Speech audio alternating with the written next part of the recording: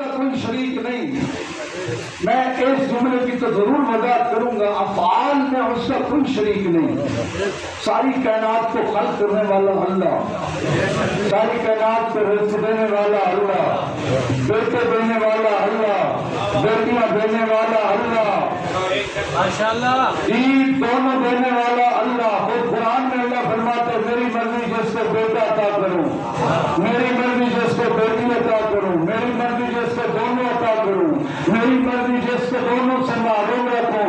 جس کو رب نہ دینا چاہے دنیا کے پیر اکٹھے ہو کے بھی نہیں دے سکتے.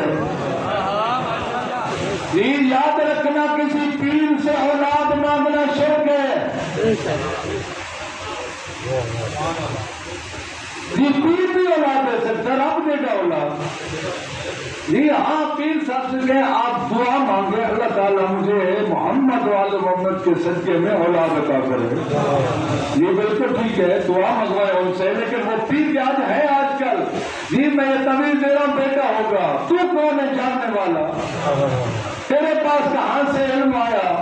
جس کو رب نہ دینا چاہے سات پیر کٹھے ہو کے نہیں دے سکتے, اور جس کو رب دینا چاہے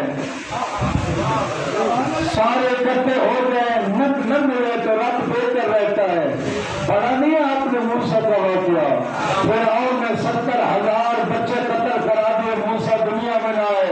اللہ نے فرمایا فرعون جتنے بچے مار سکتے مار لے.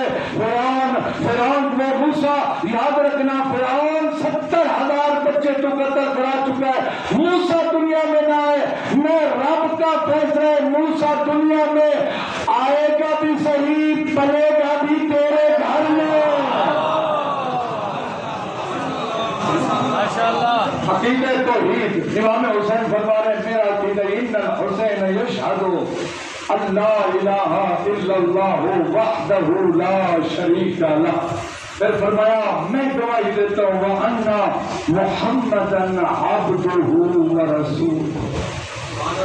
یہ مقام عبودیت پہلے ہے, مقام رسالت بعد میں ہے. صلوات